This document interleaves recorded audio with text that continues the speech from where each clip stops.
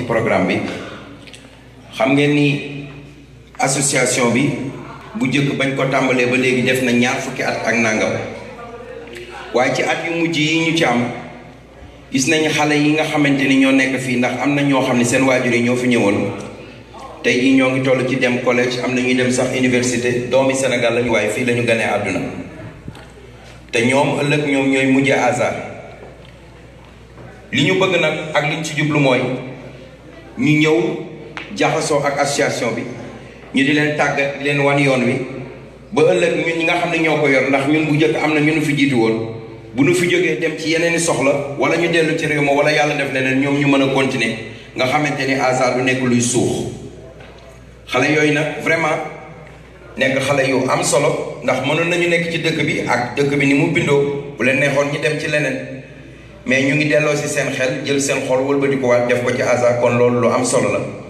gis ngeen liggéey bi ñu fi def na gën a daaw ñoom xale yi ñoo coordonné lépp tubaarkàlla macha allah gis ngeen boobu ba léegi weddi gis bokk ci yéen a ngi gis ñun bureau bi ñoo ngi fi toog am na lu ñu war a def am na membre yu bureau yoo xam ne sax ñoo ngi ci yeneen soxla waaye macha allah benn faay feeñu fi ndax xale yi boobu ba léegi ñoo ngi ci liggéey ay ñaari weer ci ginnaaw di réunion di def lépp ànd ki nga xam ne mooy président commission jeunesse mu di Mame Thierno Ndiaye mu encadré leen ñu ñëw boobu ba léegi kon nag ñoo ngi fa fas yéene am ki nga xam ni moom moo di Modou Sène mu ñëw wax ci kàllaamay nasaraan dinañu am tamit jigéenam ki nga xam ni moom moo di Juma mu ñëw wax ci kàllaamay wolof kon ñoom ñaar ñooñu la ñuy jox kàddu gi ñu jublu ci kon xale yooyu ñu leen ñaan ngeen may leen loxo ñu encouragé leen loolu vraiment ñuy xale yu baax yoo xam ni xale yu macha allah yow ñëpp nag di xale yu nangoo jàng yu nga xamante ni nañ leen ñaanal yàlla may leen gudd fan xale yu am avenir lañu jërë ngeen jëf.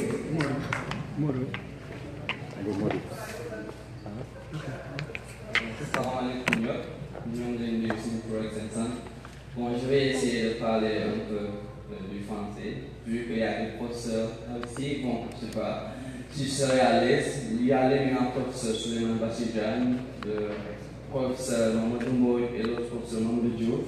Bon, vous êtes une référence pour nous et aujourd'hui on parle de salon de l'investissement. Tout ce que nous pouvons dire c'est que l'investissement, il n'y a pas que la construction de maisons, mais il y a aussi l'investissement sur la jeunesse. Et la jeunesse est le moteur de développement d'un pays.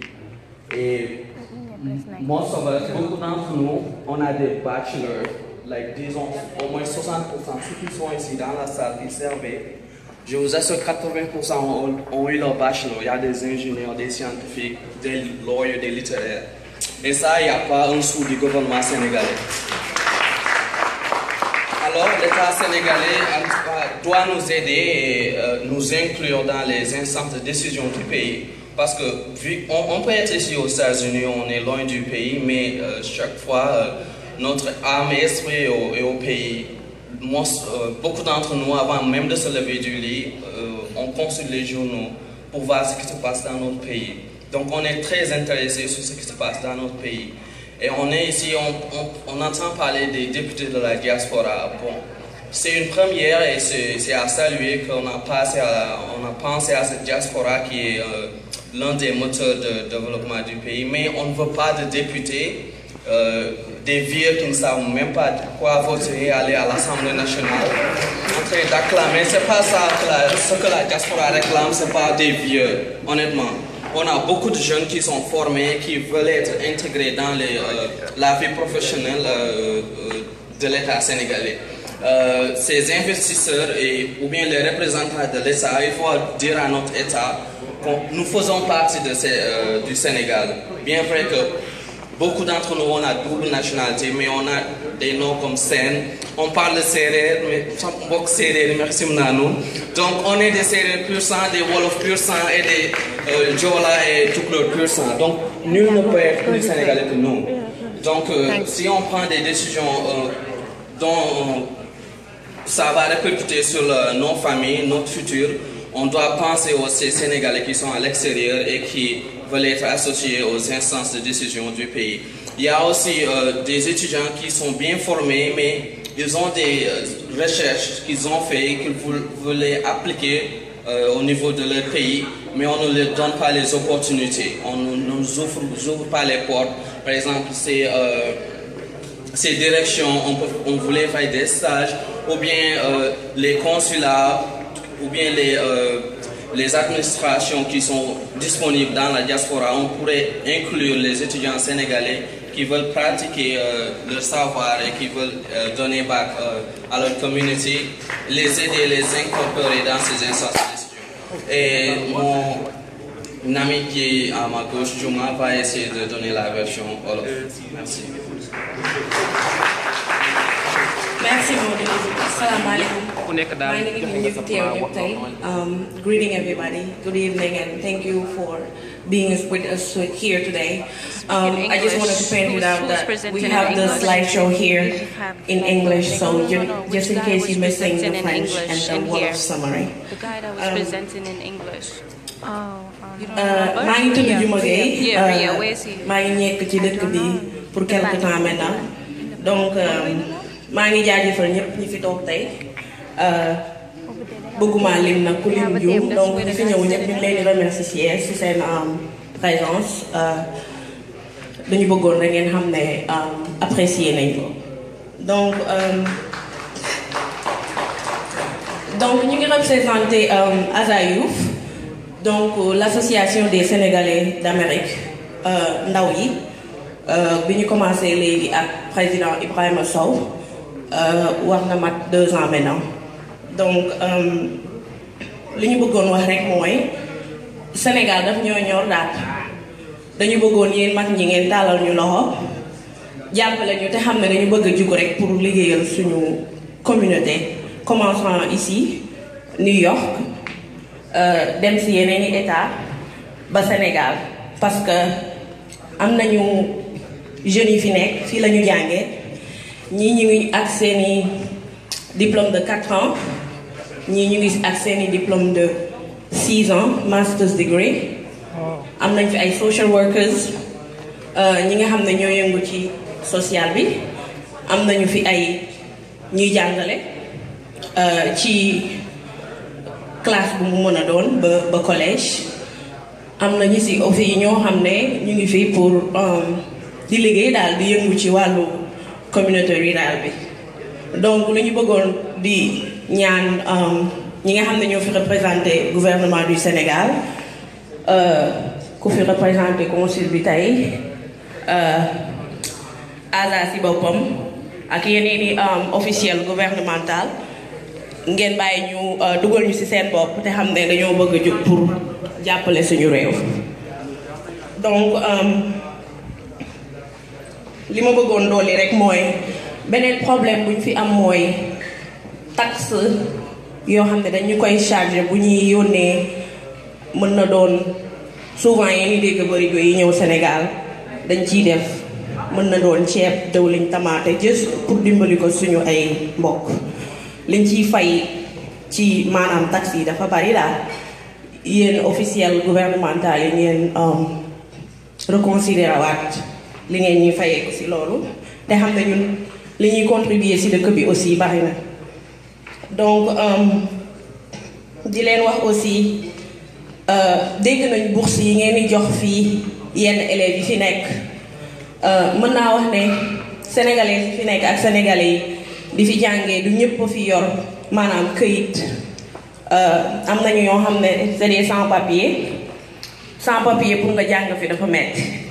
Donc bu fekkee dafa am koo xam ne ay parents ñoo ko fi indi pour mu jàng si kooku am na chance parce que gouvernement bi da koy jàppale jusqu'au bout ba muy pare jàngam. Mais bu fekkente ne sama moroom ku mel ni man xale bu mu mën a doon ñëw fi rek sans papier pour mu jàng bu ko gouvernement bi waroon a wax fayal $1000 si normal élève boo xam ne dafa am kayit pour ñoom c'est peut-être plus de $1800 donc dafa metti daal.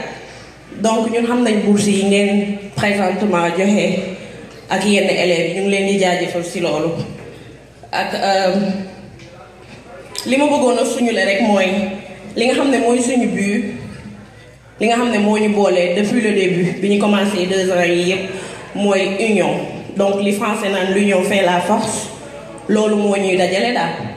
Donc même pas juste pour Sénégal mais nañ ko bëgg Afrique yépp donc liggéey bi ñuy commencer vraiment ñu ko bëgg commencer fii continuer ko yóbbu ko Sénégal te ñu ngi leen di jaajëfal yéen ñëpp ñu fi teew jërëjëf.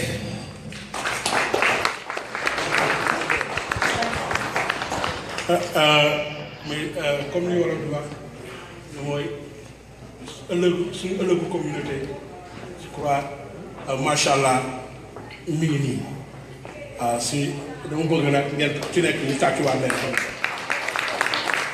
si loolu dama leen bëggoon présenter beneen jeune sénégalais El Hadj Touré mi ngi liggéey Lexus moom fi muy liggéeyee Lexus def na ba Lexus war na signé na gouvernement bi pour Lexus implanté au Sénégal montage ak des voitures blindées au Sénégal Babou Touré doomu Sénégal. Mais avant de passer à notre dernier intervenant de soir, je voudrais tout simplement me présenter Charles Cooper, the first African running for New York Council mu am ci ñaari minute. Charles Cooper has.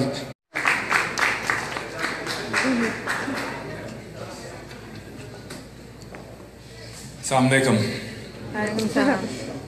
Good evening, President, delegates, special guests. Thank you for welcoming me here to your event this evening. When we talk about economic development, it's not just with respect to our country, but the whole continent. Because as we develop our respective country, we then branch out and develop Africa. I'm here today not as a Liberian, but a member of Africa, a fellow African. At 16 years old, I left Liberia due to a civil war. I was wakened in the middle of the night by my father, and we fled to Sierra Leone. When violence threatened us there, we then fled to the US.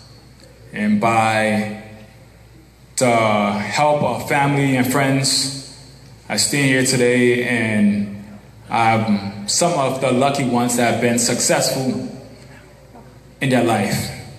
I've had the opportunity to work as an engineer. I had an opportunity to lead an infrastructure development firm that focuses on mega projects. But I've also had the opportunity to serve my community. I've served my community as vice chair of community board. This district right here is community board, in which I led the largest rezoning in New York for the past 30 years. We've also worked on the Columbia expansion, which it is going on right now. It's a $1 billion project, and making sure that firms within the community participated in the economic development. I led the restructuring of the West Harlem Development Corporation. This is one of the organizations in the community that gives millions of dollars to non-for-profit organizations. I currently sit as chair as the Bronx Borough President, African Advisory Council. The council oversees the largest concentration of Africans in the US, which is in the Bronx. But one of the issues I focused on for the past 3 years that is dear to me is economic development and job creation. Because when I look back in Liberia and I think about why we fled, it was not tribalism, it was not culture, it was economics, it was resources. And those same resources we fight for today, as we have been able to create groups around New York City to ask the governor and push the governor for 30% on city and state contracts that amounts to $80 billion. But Those are just goals. And if you can't enforce goals, they're nothing. The reason I'm running for city council and I ask for your help today is to have the opportunity to enforce those goals. If you look at the GDP of Senegal, it's $36 billion. If you look at the GDP of New York, it's $1.5 trillion. 30% of $1.5 trillion is somewhere around $500 billion. That's what is at stake. We are currently working across New York City to turn this goal of 30% to contracts that will go to businesses like yours. And in turn, you would hire folks from our community and create an economic renaissance in our community. And that's why I'm running for city council, to make sure that our companies have the opportunity that many of these other firms in New York City have. Because as you grow your business in New York, you then turn around and you invest back into your country.